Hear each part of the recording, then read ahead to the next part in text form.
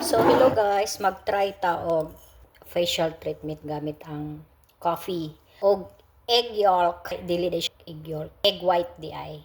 Di ara guys, egg white na diri gibutang na nato then i-mix nato ang coffee og egg white para sa ang melasma mga guys. So ato siyang ibutang diri no.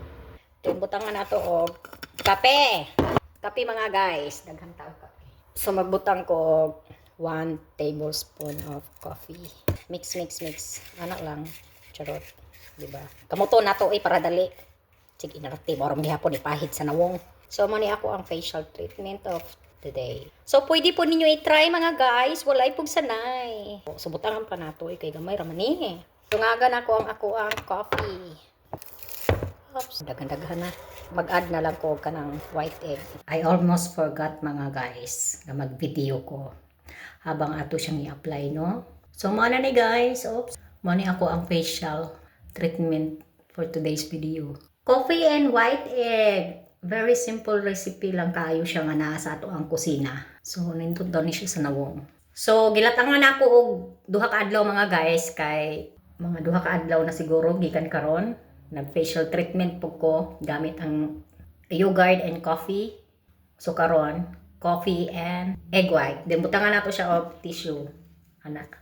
Then, ato siyang pahiran. Kung gusto niyo mahibawaan ang resulta, pwede po ninyong tryan. Pwede pong dili. Bahala mo eh. Wala pong sanay. Basta ako gitryan ako. Kaya gusto na ako magwapa. Charot. Unya, ang recipe na araman sa kusina na mo. So, pwede ra kayo. Then, kabila, butangan nato og tissue. So, side by side, butangan nato apple deriya. So, halos nabutangan na nato ang tanan. Tissue mga guys. I mean, mabasa ang tissue ba? So, maong ko makabar sa nawong. Sarog di ta magwapa ani. At charot. Magwapa ka tani. So, nagagamit ko ani sa una guys. At tong mga siguro 19 years old ko. Ang ako pong ginabuhat, egg white and milk combine. So, nindot biya po to akong naon. Pero bata-bata pa magugwat to guys. Maong gitigilan ako. So, karon ako ko nag-home remedy ko nuhay. So, napay sobra pwede po nato ni siya gamiton. So, butangan po na to siguro diri sa liog, no? Para maputi po. Ay, naka-uniform pa man ko. So, pwede rin po nilabhan. So, ako siyang butangan sa liog ko, no? Hay!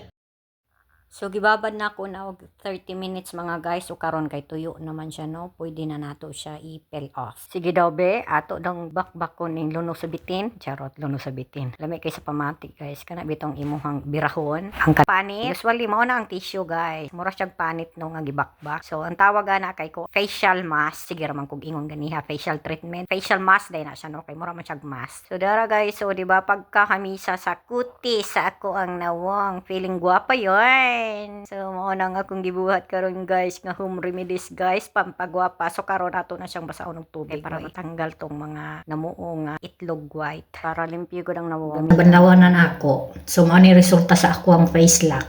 Wala ka nice uy. Mo gamit ta aning collagen. Siyempre atong sabunan para mawala ang lansa-lansa sa itlog.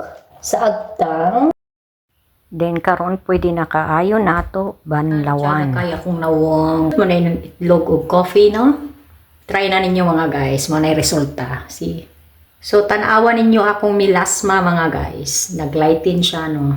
Siyempre walay magic, kinahanglan, it takes time. Churun. Ato sa ning trapuhan akong nawong. So, mo na resulta mga guys. O, diba, pagkahamisay, wala na halong chemical. So, itlog o kapira na mga guys, tanawa ang resulta. Pag ganon.